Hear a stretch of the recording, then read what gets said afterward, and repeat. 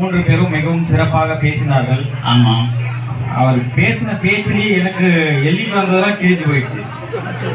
எழுதிட்டு வந்ததெல்லாம் கிழிஞ்சு போயிடுச்சு. ஆகையால் என்னுடைய குருநாதர் தமிழச்சி சித்ரா அவர்களுடைய ஆணைக்கு இணங்க எங்கள் அணி எதிரணியினுடைய விவாதத்திற்கு நாங்கள் தோற்று போகிறோம் என்று ஒப்புக்கொள்வதற்கு நாங்கள் ஒன்றும் பூமுட்டைகள் அல்ல. உண்மையான சிவனினுடைய பக்தர்கள். நாங்கள் ஆடுவதோ வெறும் தாண்டவம் அல்ல, ருத்ர தாண்டவம் என்று உங்களை திட்டம் என்று கம்பனும் உன்னை கூறிவிட்டான். யாம் அறிந்த மொழிகள் இதை தமிழ் மொழி என்று பாரதியும் உன்னை கூறிவிட்டான். தமிழுக்கு அமது என்று பேர், அந்த தமிழ் எங்கள் உயிருக்கு நேர் என்று பாரதிதாசனும் உன்னை கூறிவிட்டான். உன்னை எப்படி அழைப்பேனோ, என்னவென்று அழைப்பேனோ, உண்மையை சொல்லட்டுமா உள்ளதை சொல்லட்டுமா, அன்னை தமிழே ஆவியில் கலந்தவளே, எண்ணூர் வளர்ப்பவளே, என்னை வளர்த்தவளே, தமிழுக்கு முதல் வணக்கம். அமர்ந்திருக்கும் தமிழர்களுக்கு அடுத்த வணக்கம். முத்து கடவுளித்து 3 நெறிவெழுத்து கற்று கலை மிகுந்த தாயகமாக விளங்கக்கூடிய தருமபுரி மாவட்டத்திலே பிறந்து வளர்ந்து அருகாய் நிறைந்து சிறந்து சிம்மாய்ந்து சிவப்பு சட்டையோடு சிம்மாசனத்தில் அமர்ந்து கொண்டிருக்கக்கூடிய நடுவர் அவர்களே, தன் மனத்தை மறந்து ஆண்டவனுடைய மானத்தை காப்பாற்றுவதற்காக திருமணத்தையே மறந்த உங்களை போன்ற நடுவர்கள் நீதிமான்கள் இருக்கும் பொழுது தொண்டு என்று சொல்ல முடியுமா? சிவபெருமான், அதனால்தான் சிவபெருமான் உங்களை பிடியில் வைக்கவில்லை, தன் மடியில் வைத்திருக்கிறார். இந்த சிறப்பான ஒரு நிகழ்வை ஏற்படுத்தி எங்களுக்கு உறுதுணையாக இருந்து கொண்டிருக்கக்கூடிய சிவபெருமானே மன்னனாக நினைத்துக் கொண்டு முடிசூட்டிய முடிமன்னன் அவர்களே, பட்டிமன்ற உலகிலே என்னை வளர்த்து ஆளாக்கிய என்னுடைய குருநாதர் தமிழச்சி சித்ரா அவர்களே, என்னுடைய அணியினுடைய பேச்சாளர்களே, எதிரணியிலே அமர்ந்திருக்கக்கூடிய பாடகர்களே, எங்கள் அணி எதிரணியில் பாடும் பொழுது கண்மூடி தூங்கிவிட்டு எங்கள் அணிக்காக கண் விழித்து சிறப்பாக ஒளி அமைத்துக் கொண்டிருக்கக்கூடிய சகோதரர் ஜெகன் அவர்களே, எதிரணியில் பாடுகின்ற பொழுது உறக்கமே வந்தாலும் தட்டு தடுமாறி தபேலா வாசித்தும் கீபோர்டு வாசித்துக் கொண்டும் நாங்கள் பாடும் பொழுது கண் விழித்து சிறப்பாக வாசிக்க தயாராக இருக்கக்கூடிய இசை அமைப்பாளர்களே, தமிழ்நாட்டிலே திருவாரூரா, கேரளா, சேலம், மாமல்லபுரம், தருமபுரி நாளே அரூர் பக்தர்களாக உங்கள் அத்தனை பேருக்கும் கனிவான வளமான வாழ்த்துக்களையும் வணக்கத்தையும் உரித்தாக்கிக் கொள்கிறேன். அருவரை யாராலும் காப்பாற்ற முடியாது என்று சொன்னாய் அல்லவா? நாங்க கண்ணகியா மாறோம் பாருங்க. அடுத்தவன் கண்ணகியா மாறோம்.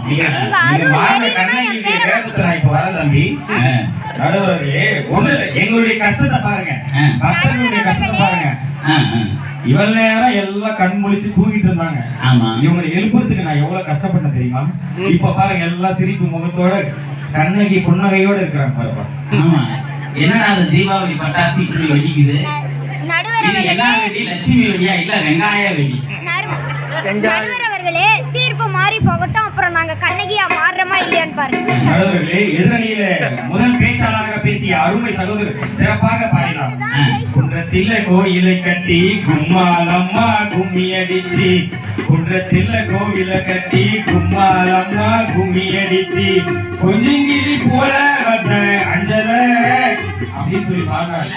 தெரியாமதான் கேக்குறேன், யார் அந்த அஞ்சல? அவர் வச்சிருக்காரு சார். வர்றவங்கெல்லாம் அஞ்சல அஞ்சலன்னா அப்ப நாங்களாம் ஆறலையா? அவர் வச்சிருக்காரு சார், போன்ல வச்சிருக்காரு. இதுதான் தொண்டர்கள் பாடக்கூடிய பெரும் பாட்டு. சரி, பக்தர்கள் பாடக்கூடிய பாட்டு கேள்விப்பட்டதுல பாருங்க.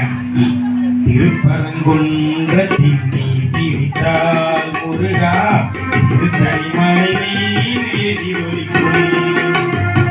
திருப்பரங்குன்றத்தின் நீ சிரித்தால் முருகா, திருத்தணிமலை மீது எதிரொலிக்கும்.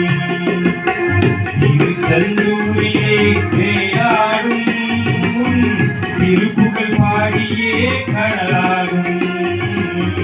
திருச்செந்தூரிலே வேலாடும் திருப்புகழ் பாடியே கடலாடும். திருப்பரங்குன்றத்தில் நீ சிரித்தால் முருகா, திருத்தணிமலை மீது எதிரொலிக்கும். பழனியிலே இருக்கும் கண்ட பலம் நீ பார்வையிலே கொடுக்கும் அன்பு பலம்.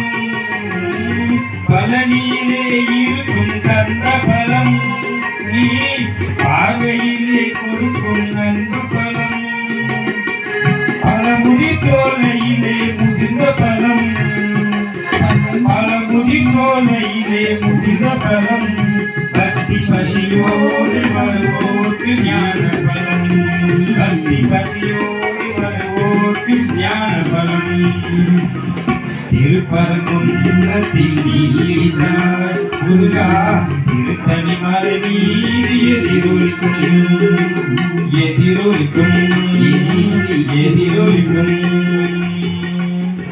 இதுதான் பக்தர்களுடைய பாட்டு. இதற்கு சான்று கைதட்டுகள்.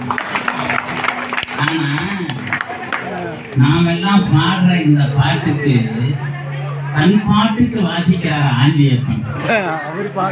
நீங்க ஆஞ்சியப்பன் அல்ல, எங்கள் இதயங்களில் பாஞ்சியப்பன். அதே போல நம்முடைய பாபு அவர்கள் என்னமா அடிக்கிறீங்க, மத்தாளத்தை அப்படி அடிக்கணும். மத்தாளத்தையே நீங்க கைத்தளம் பற்றி விட்டீர்கள். அவருக்கு ஒரு கைத்தட்டல் கொடுங்க.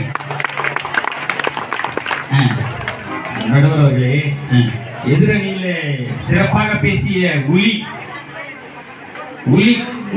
பிரணவ் அவர்கள் பேசினார். என்ன பேசினார்? எங்களுடைய தமிழ்ச்சி அம்மா அவர்கள் பள்ளியிலே மாணவர்களுக்கு பாடம் கற்பிப்பது தொண்டல்லவா? தொண்டுதான். அந்த தொண்டு எங்க இருந்து வந்தது?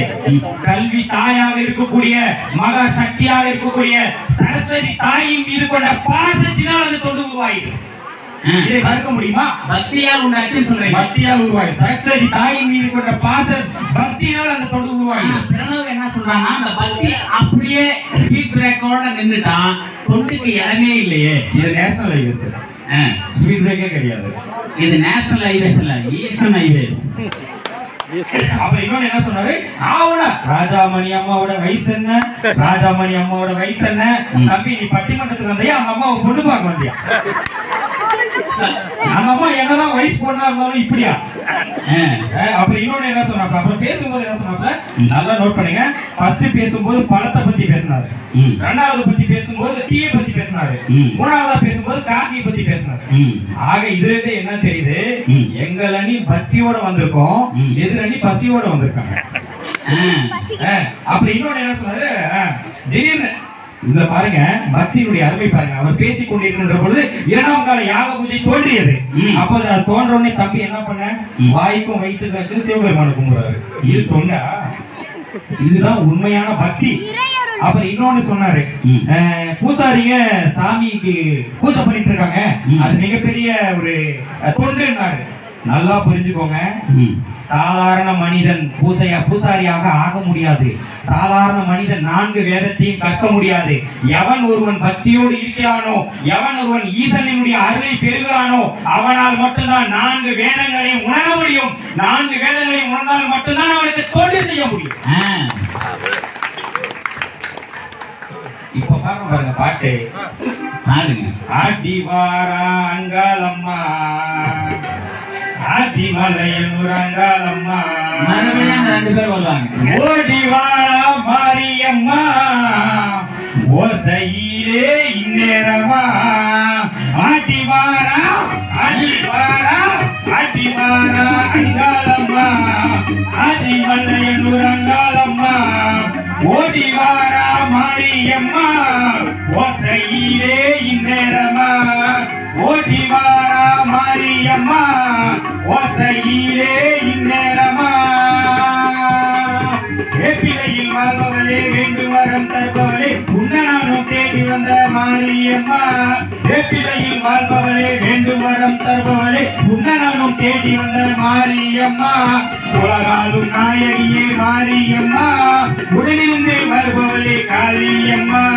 உலகாலும் நாயகியே மாரியம்மா, உடனிருந்து வருபவளே காளியம்மா. ஆடிவாரா ஆடிவாரா ஆடிவாரா அங்காளம்மா, ஆதிமலையனூர் அங்காளம்மா, ஓடிவாரா மாரியம்மா, ஓசையிலே இந்நேரமா, மாரியம்மா மாரியம்மா மாரியம்மா மாரியம்மா வாடியம்மா வாடியம்மா. அருமை அருமை அருமை. யாராவது ஆடுறாங்க? இல்ல ஆடல. ஏன் தெரியுமா? நீங்க ஆடுறீங்க. இல்ல ஏன் தெரியுமா? அவர் சொல்றாரு, நல்ல வேலை யாரும் ஓடல. ஏங்க தொண்டு அணியர்கள் மட்டும்தான் பெண்களை பித்து பிடிக்க வைத்து ஆட விட்டு வேடிக்கை பார்க்கக்கூடிய அணியினா தொண்டர் அணியர்.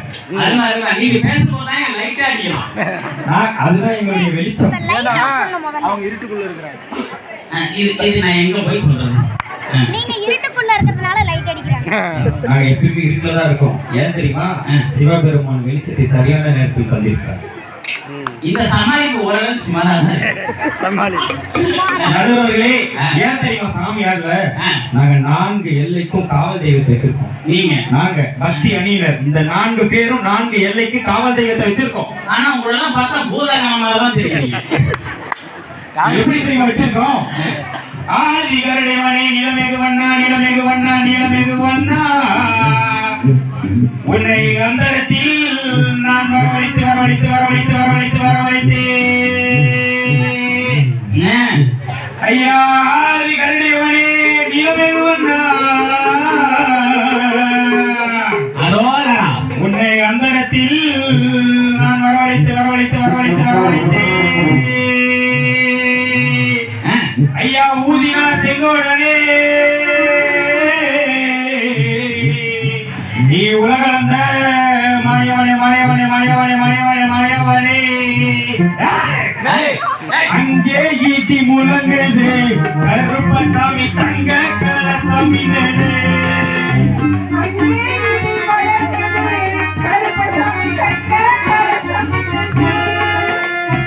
அங்கே அங்கே அங்கே அங்கே அங்கே அங்கே ஈட்டி முழங்குது கருப்பசாமி தங்க கலசாமி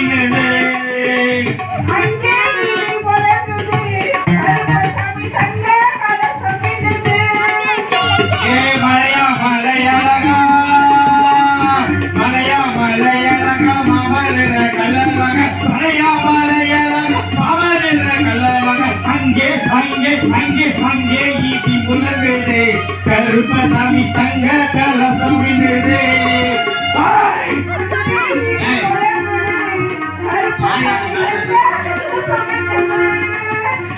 அங்கே அங்கே அங்கே அங்கே அங்கே அங்கே ஈட்டி முழங்குது கருப்பசாமி தங்க கலசாமி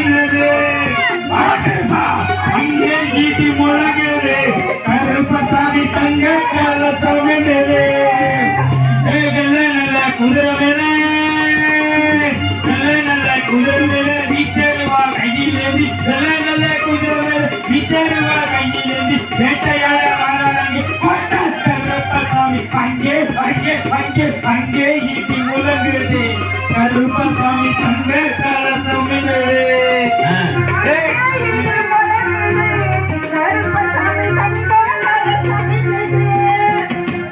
அங்கே அங்கே அங்கே அங்கே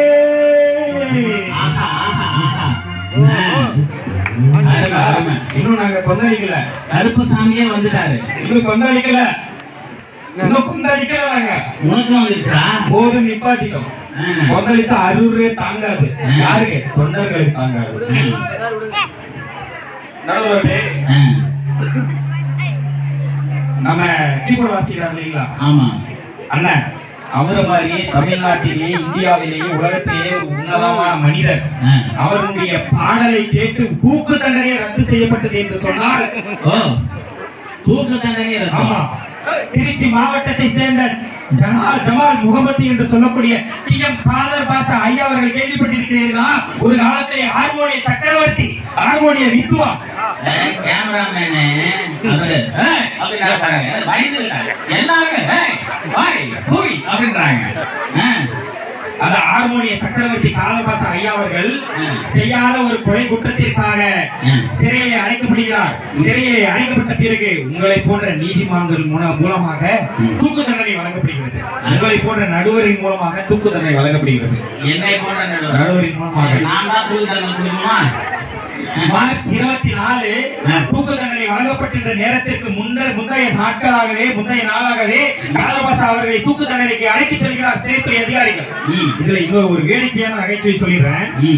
ஒரு 2 யாரு பிரணவகுமாரி சாரும் சௌந்தரராஜன் சார் மாதிரி ஒரு 2 பேரு உங்களை போன்ற நடுவர்கிட்ட தூக்கு தண்டனைக்கு நிக்கிறாங்க கைதியா. அவருடைய கடைசி 2 ஆசையை கேக்குறீங்க. அப்போ சௌந்தரராஜன் சார் சொல்றாரு, முதல் ஆசை எனக்கு அமெரிக்கா நாட்டோட உயர்ந்த ஒரு பீர் இருந்தா போதுன்னு கேட்கிறாரு. உயர்ந்த பீர். 2வது ஆசை அது சீக்கிரமா கொடுத்தா போதுன்றாரு. 3வது ஆசை 2 ஆசை தான் நீங்க கேட்டது. அதையே கொடுத்துட்டீங்க. இல்ல 3வது ஆசை கூட கொஞ்சம் ஊருக்கா கொடுத்தாலே போகணும்னு நினைப்பாங்க. அதையே கொடுத்துட்டீங்க. 2வது ஆசை பிரணவ கேட்கிறாரு. ஆமா ஐயா எனக்கு மல்கோவா மாம்பழம் வேணும்னு கேட்கிறாரு. அவருக்கு ஆமா அவர் கேட்ட சீசன் தான் மல்கோவா மாம்பழம் கிடையாது. 6 மாசம் ஆகும். சரி பரவாயில்ல, முதல் ஆசையை நிறைவேற்றதுக்காக 6 மாசம் கழிச்சு மறுபடியும் தூக்கு தண்டனை கொண்டு வரீங்க. மல்கோவா மாம்பழத்தை ஏற்பாடு பண்ணி கொடுத்துட்டீங்க. மல்கோவா மாம்பழம் சாப்பிடுறாரு. சாப்பிட்டு என்னப்பா சாப்பிட்டியா, நல்லா இருந்ததா? இப்ப குறுக்கல பேசும்போது நல்லா இருந்தது ஐயான்னு சொல்றாரு. சரி உங்களை தூக்கு தண்டனை அனுப்பலாமான்னு கேக்குறீங்க. கேட்ட உடனே ஐயா எல்லாருக்கும் 2 ஆசை கொடுத்தீங்க, எனக்கு இன்னொரு ஆசை கேட்கவே இல்லையா? என்னப்பா சொல்லுப்பாங்க. ஒண்ணு இல்லைங்கய்யா, உங்களை நீங்க செத்த பின்னாடி எந்த இடத்துல அடக்கம் பண்றாங்களோ அதே இடத்துல எனக்கு பக்கத்துல அடக்கம் பண்ணுங்க போதும். நீங்க செத்த பின்னாடி என்ன கை காட்டுறீங்க? இது ஒரு வேடிக்கை மட்டும்தான். அப்படிலாம் சொல்லப்படாது. இதே போல டிஎம் காலபாஸ் ஐயா அவருடைய கடைசி ஆசையை கேட்கிறார். அங்கிருந்த சிறைத்துறை அதிகாரி கேட்கிறார், காலபாஸ் ஐயா அவர்கள் சொல்கிறார். அவர் ஆசை கேட்கிறார், ஐயா ஒண்ணு இல்லைங்க, எனக்கு ஒரு ஹார்மோனி பற்றி கொடுங்க, நான் கடைசி ஆசையா நான் ஒரு பாட்டு பாடிக்கிறேன்னு சொல்லி கேட்கிறார். உடனே சிறைத்துறை அதிகாரி கேட்கிறார், காலபாஸ் அவர்கள் ஹார்மோனி பற்றி வைக்க முடியாது. காலபாஸ் ஐயா அவர்கள் யார்? நம்ம கீபோர்ட் வாசிக்கிற அந்த மாதிரி நேர்மையான மனிதர். அவர் தூக்கன்யா? ஆமா அப்படி நீங்க நடுவுல ஒரு தூக்கு தண்டனை கைதி. அவருடைய 5 விரல்களையும் ஹார்மோனியை பற்றி கட்டைகளில் வைக்கிறார். அத்தனை சிறைத்துறை அதிகாரிகள் முற்று பார்க்கிறார்கள். பார்த்த உடனே ஹார்மோனியை பற்றி ஐயா அவர்கள் வாசிக்க முருகனினுடைய பாட்டை வாசிக்கிறார். சுருதி மலை மீது ஏவும் சீலா என்னை தோற்றுவிக்க நீயும் சுப்பிரமணிய பாலா. சுருதி மலை மீது ஏவும் சீலா என்னை தோற்றுவிக்க நீயும் சுப்பிரமணியபா என்று பாட ஆரம்பிக்கிறார். பாட ஆரம்பித்த உலகு தூக்கு தண்டனை கொடுக்கப்படக்கூடிய நேரம் முடிந்துவிட்டது. நீதிமன்றத்தினுடைய ஒரு நீதி என்னவென்றால், அந்த தூக்கு தண்டனை கைதியை சரியான நேரத்திற்குள் தூக்கு தண்டனை இடாவிட்டால் மறுநாள் சென்று நீதிபதியிடம் மறு உத்தரவு வாங்கும் வரை அவனை தூக்கிலிடப்படக்கூடாது. நேரமும் முடிந்து விட்டது. 1 மணி நேரம் முடிந்து விட்டது. நான் பேசியில்லை சார், அவர் பாடி 1 மணி நேரம் முடிந்து விட்டது. சிறைத்துறை அதிகாரிக்கு ஒரு விழிப்பு. இது என்ன ஒரு விஷயம் தெரியுமா? சிறைத்துறை அதிகாரியாக இருக்கக்கூடிய ஒரு வெள்ளையன், சிறையிலே போடக்கூடிய மக்கள் ஒரு வெள்ளையன், சிறைத்துறையை பார்வையிட கொண்டிருக்கக்கூடிய பார்வையாளர் வெள்ளையர்கள். அத்தனை வெள்ளையர்கள் முன்னாடி முருகப்பெருமானுடைய பாட்டை பாடி மயங்க வைத்தவர் காதர்பாஷா. மறுநாள் உங்களை போன்ற நீதிமன்றம் அழைத்து சொல்கிறார், அவர்களை வெள்ளையர்கள் என்பதை விடுத்துவிட்டு விபூதியர்கள் சொல்லுங்க, அதுதான் வெள்ளையா இருக்கும். நடுவர் அவர்களை ஒப்புக்கொண்டார். தீர்ப்பு எங்கள் பக்கம் தான். மறுநாள் நீதிமன்றம் அழைத்து செல்கிறார். ஏப்பா இவங்க தூக்குறது இல்லையா? இல்லங்க. ஏப்பா என்னப்பா ஆச்சு? ஐயா அவர் ஒரு பாட்டு கடைசி ஆசை கேட்டோம், ஹார்மோனியை பற்றி கொடுத்தோம், அவர் பாடிட்டாருங்க. அப்படி என்னப்பா பாட்டு பாடினாரு? மறுபடியும் காதர்பாஷா அண்ணன் மாதிரி ஆள்கிட்ட கொடுக்கிறார். உடனே அவர் 5 விரல்களையும் ஹார்மோனி பெட்டியின் கட்டையில் வைக்கிறார். மறுபடியும் பாடுகிறார். சுருதி மலை மீது ஏவும் சீலா உன்னை தோற்றுவிக்க சுப்பிரமணிய பாலா என்று பாடுகிறார். பாடிக்கொண்டே இருக்கிறார். நீதிபதியும் 1 மணி நேரம் மயங்கிவிட்டார். பாடி முடித்த பிறகு நீதிபதி அவர்கள் கண்ணீருடன் தீர்ப்பை எழுதுகிறார். எப்பேற்பட்ட நீதிபதி அவர்களும் நீதி எழுதுவதில்லை, தீர்ப்பை தான் எழுதுகிறார். தீர்ப்பை எழுதுகிறார்.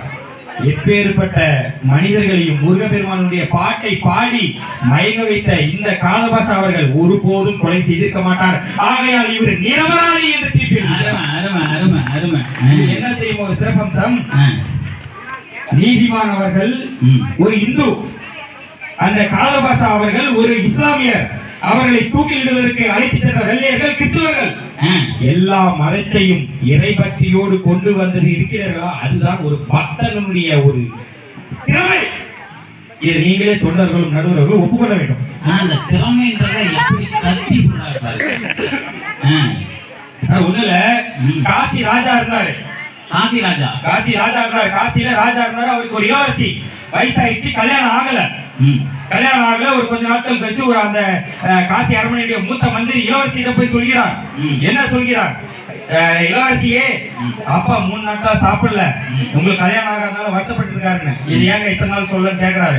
ஒண்ணு இல்லைங்க, அவர் உங்ககிட்ட சொல்ல வேணாம்னு சொன்னாரு, ஆனா இப்ப ரொம்ப முடியாத சூழ்நிலை, அதனாலதான் சொல்லலன்னு சொல்லி சொல்றாரு. உடனே இளவரசி ஓடி போய் பார்க்கிறாள். தென்னாட்டுடைய சிவனே போற்றி. யாருமே நாமத்தை சொல்லல, ஆண்டவனினுடைய நாமத்தை சொன்னால் என்ன அருமைன்னு சொல்லி இப்ப சொல்றேன் கேளுங்க. இளவரசி தன்னுடைய அப்பாவை நோக்கி செல்கிறார். ஏன் அப்பா இந்த மாதிரி பண்றீங்க, நான் கல்யாணம் பண்ணிக்கிறேன்னு சொல்லி ஒப்புக்கொள்கிறார். சரி எப்போ பண்ணிக்கலாம் மன்னர் கேட்கிறார். அப்போ இளவரசி சொல்கிறார், நாளைக்கு காலையில 5:30 மணிக்கு காசி விஸ்வநாதரை போய் பார்க்கலாம். காசி விஸ்வநாதர் 5:30 மணிக்கு எவ ஒருத்த கங்கையில குளிச்சுட்டு நெத்தி நிறைய விபூதியும் கழுத்து நிறைய கொட்டையும் போட்டுட்டு தென்னாட்டுடைய சிவனையும் போற்றி சிவநாமத்தை சொல்றானோ அவனை நான் கல்யாணம் பண்ணிக்கிறேன்னு சொல்லி இளவரசி சொல்றார். அந்த நேரம் இது வந்து நைட் 12:30 மணிக்கு நடக்குது. அந்த நேரத்துல அரண்மனையில ஒரு திருட புகுந்துட்டான். பிரணவ் மாதிரி ஒரு திருட புகுந்துட்டான்.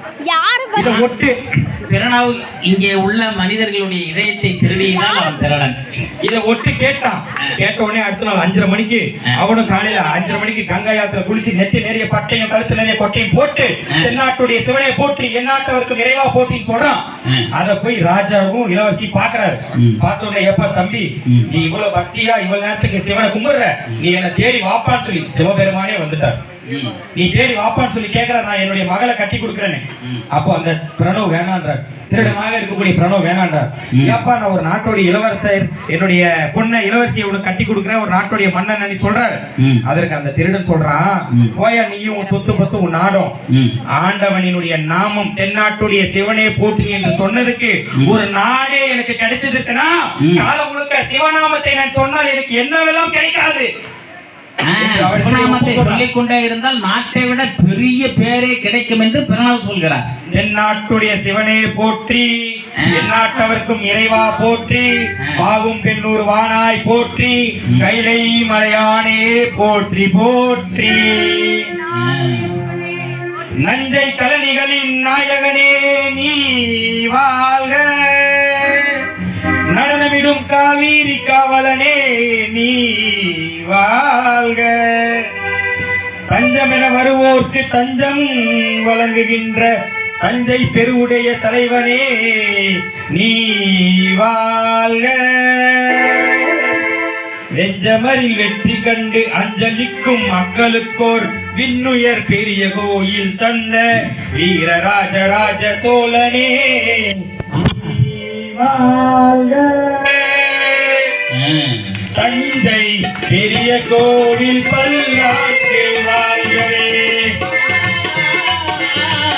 தஞ்சை பெரிய கோவில் பல்லாண்டு வாழ்கவே, தாரணியில் தமிழ் போல நிறை நின்று வாழ்கவே, தஞ்சை பெரிய கோவில் பல்லாண்டு வாழ்கவே.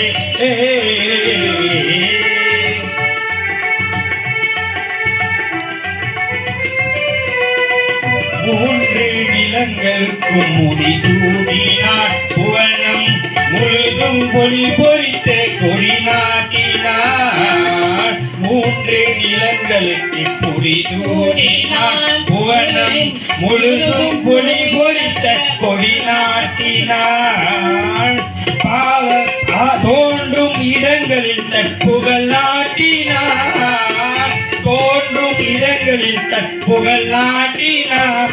என்றும் சோழர் பரம்பரைக்கு கொடி நாட்டினார், சோழர் பரம்பரைக்கு வழிகாட்டினார், சோழன் வழிகாட்டினார்.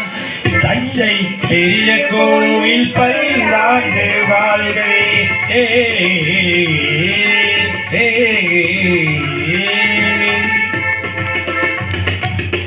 நடுவர்களே நடுவர்களே எல்லாரும் ஏங்க ஒண்ணு இல்லைங்க, அந்த பையன் பாடினா பாடும்போது இங்க ஒரு பையனும் பொண்ணு நின்று பையன் மட்டும் கை தட்டினா, நீங்க எப்போ கம்பெனி கொடுத்து நீங்க இதெல்லாம் நான் கேட்க கூடாதுன்னு நினைச்சு நீங்க கேட்க வச்சீங்க. எப்போ கம்பெனி கொடுத்து நீங்க இந்த பையன் கேக்குறீங்க, அவ உடனே அந்த பையன் கை தட்டதை பார்த்துட்டான்.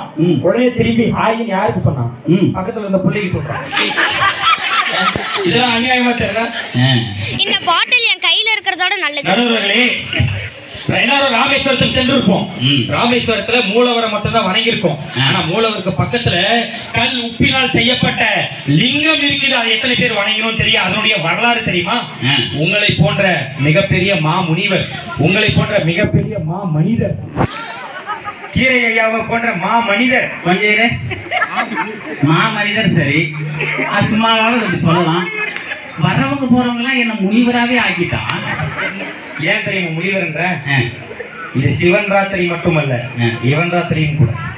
ஆ, சிவபெருமானை வழிபடுவதற்கும் சிவபெருமானுடைய நாமத்தை பாடுவதற்கும் 7 ஜன்மம் புண்ணியம் செய்ய வேண்டும். அந்த புண்ணியத்தை எங்களுக்கு தந்திருக்கிறீர்கள். ஆக நீங்க மாமுடியவர் தான்.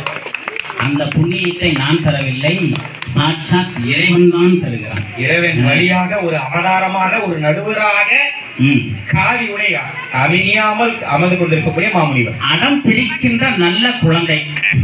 ஆ,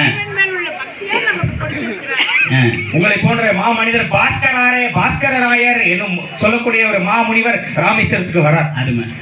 ராமநாதரை வழிபட்டு வெளியே வரார். அங்க பிரணவு போன்ற ஒரு 2 தீவெட்டிங்க, ஒரு தீவெட்டிக்கு போய் பாஸ்கரர்கிட்ட போய் கேட்கிறார், ஏயா நீங்க ராமேஸ்வரர் போய் ராமநாதரை வழிபட்டு வந்தீங்கல்ல, அது மண்ணிலால் செய்யப்பட்ட லிங்கம் தானே கேட்கிறார். ஆமாப்பா, அதுல என்னப்பா சந்தேகம்னு சொல்லி சொல்றாரு.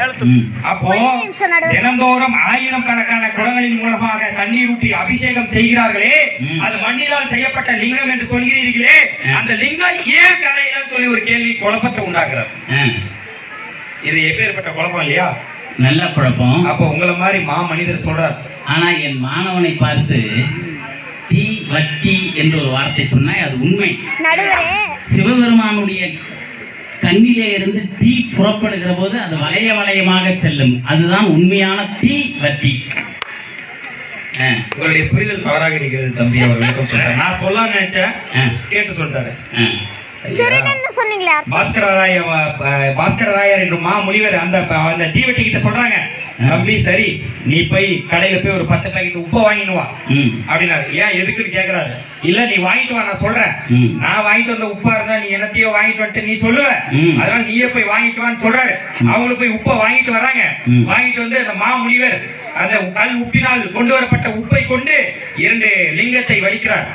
ஒன்று வஜ்ரேஸ்வரர் என்ற பெயர் வைத்து அந்த லிங்கமாக வைத்த 2 லிங்கத்தை அவங்க வைக்கிறார்.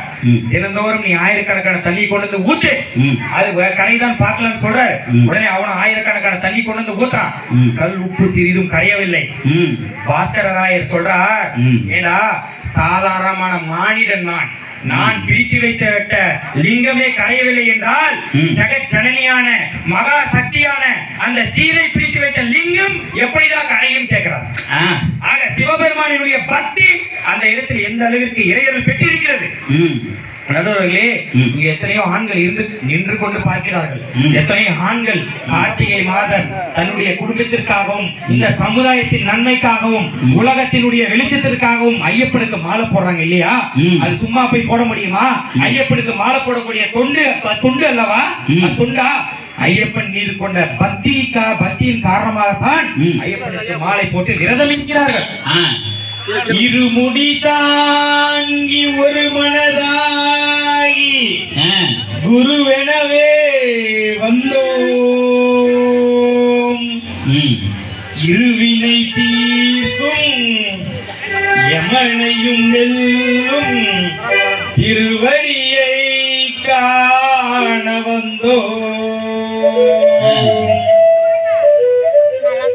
பள்ளிக்கட்டு கல்லும் முள்ளும் காலுக்கு மெத்தை சுவாமியே ஐயப்பா ஐயப்போ சுவாமியே சுவாமி சரணம் ஐயப்ப சரணம். பள்ளிக்கட்டு சபரிமலைக்கு கல்லும் முள்ளும் காலுக்கு மெத்தை சுவாமியே ஐயப்போ ஐயப்போ சுவாமியே. நீங்க சொல்லலாம், இன்னும் முடியலங்க. பள்ளிக்கட்டு சபரிமலைக்கு கல்லும் முள்ளும் காலுக்கு மெத்தை சுவாமியே ஐயப்போ ஐயப்போ சுவாமியே. நெய்யபிஷேகம் சுவாமிக்கு சுவாமிக்கு ஐயப்பன்மார்களும் கூடிக்கொண்டு ஐயனை நாடி சென்றிடுவார். சபரிமலைக்கு சென்றிடுவார் சாமியே ஐயப்போ ஐயப்போ சாமியே.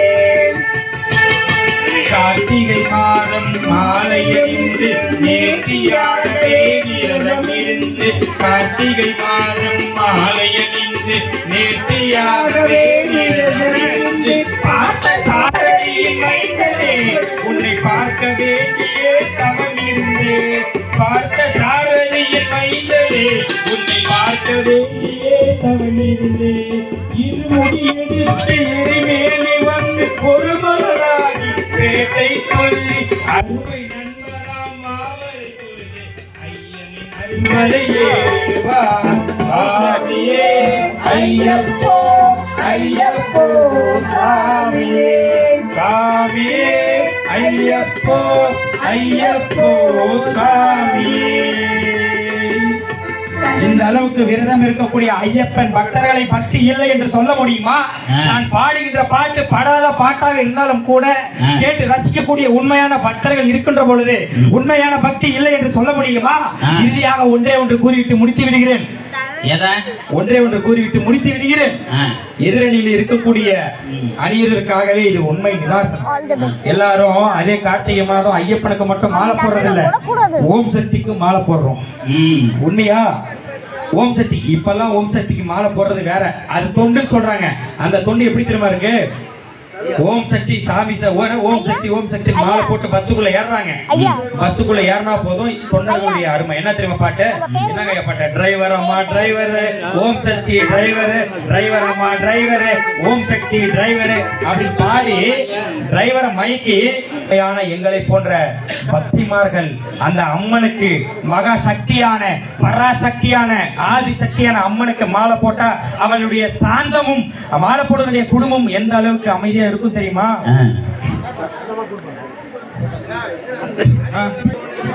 மங்கள ரூபிணி மதியணி சூலினி மன்னத பாரியலே சங்கடம் நீக்கிட சடுதியில் வந்திடும் சங்கரி சௌந்தரியே ஓம் சக்தி ஓம் சக்தி ஓம் சக்தி ஓம் ஓம் சக்தி ஓம் சக்தி ஓம் சக்தி ஓம் ஓம் சக்தி ஓம் சக்தி ஓம் சக்தி ஓம் ஓம் சக்தி ஓம் சக்தி ஓம் சக்தி ஓம் மங்கள ரூபிணி மதியணி சூலினி மன்மத பாரியலே சங்கடம் நீக்கிடும் சடுதியில் வந்திடும் சங்கரி சௌந்தரியே ஓம் சக்தி ஓம் சக்தி ஓம் சக்தி ஓம் ஓம் சக்தி ஓம் சக்தி ஓம் சக்தி ஓம் ஓம் சக்தி ஓம் சக்தி ஓம் சக்தி ஓம் ஓம் சக்தி ஓம் சக்தி ஓம் சக்தி ஓம் கானூறு மலரென கதிரொலி காட்டி காத்திட வந்திடுவார் தானூறு தவ ஒலி தாரொலி மதியொலி அங்கியே வீசிடுவார் ஓம் சக்தி ஓம் சக்தி ஓம் சக்தி ஓம் ஓம் சக்தி ஓம் சக்தி ஓம் சக்தி ஓம் ஓம் சக்தி ஓம் சக்தி ஓம் சக்தி ஓம் ஓம் சக்தி ஓம் சக்தி ஓம் சக்தி ஓம் மானுரவியால் மாதவதொலியால் மாலைகள் சூடிடுவார் ஜெய ஜெய சங்கரி கௌரி கிருபாகரி சுக நிவாரணி காமாட்சி ஓம் சக்தி ஓம் சக்தி ஓம் சக்தி ஓம் ஓம் சக்தி ஓம் சக்தி ஓம் சக்தி ஓம் ஓம் சக்தி ஓம் சக்தி ஓம் சக்தி ஓம் சக்தி ஓம் சங்கரி சௌந்தரி சத்துர்முகன் போற்றிட சபையினில் வந்தவளே பொங்கரி மாவில் பொன்னடி வைத்து பொருந்திட வந்தவளே ஓம் சக்தி ஓம் சக்தி ஓம் சக்தி ஓம் ஓம் சக்தி ஓம் சக்தி ஓம் சக்தி ஓம் ஓம் சக்தி ஓம் சக்தி ஓம் சக்தி ஓம் ஓம் சக்தி ஓம் சக்தி ஓம் சக்தி ஓம் எங்குல தலைக்கிட எழுவடியுடனே எழுதனல் துர்க்கையே ஜெய ஜெய சங்கரி கௌரி கிருபாகரி சுக நிவாரணி காமாட்சி ஓம் சக்தி ஓம் சக்தி ஓம் சக்தி ஓம் ஓம் சக்தி ஓம் சக்தி ஓம் சக்தி ஓம் ஓம் சக்தி ஓம் சக்தி ஓம் சக்தி ஓம் ஓம் சக்தி ஓம் சக்தி ஓம் சக்தி ஓம் தன தன தந்தன தடி ஒளி முழங்கிட கண்மணி நீ வருவாய் கன கன கங்கன கதி ஒளி வீசிட கண்மணி நீ வருவாய் ஓம் சக்தி ஓம் சக்தி ஓம் சக்தி ஓம் ஓம் சக்தி ஓம் சக்தி ஓம் சக்தி ஓம் ஓம் சக்தி ஓம் சக்தி ஓம் சக்தி ஓம் சக்தி ஓம் சக்தி ஓம் ஓம் சக்தி ஓம் சக்தி ஓம் சக்தி ஓம் ஓம் சக்தி ஓம் சக்தி ஓம் சக்தி ஓம் ஓம் சக்தி ஓம் சக்தி ஓம் சக்தி ஓம் ஓம் சக்தி ஓம் சக்தி ஓம் சக்தி ஓம் ஓம் சக்தி ஓம் சக்தி ஓம் சக்தி ஓம் சக்தி ஓம் சக்தி ஓம் ஓம் சக்தி ஓம் சக்தி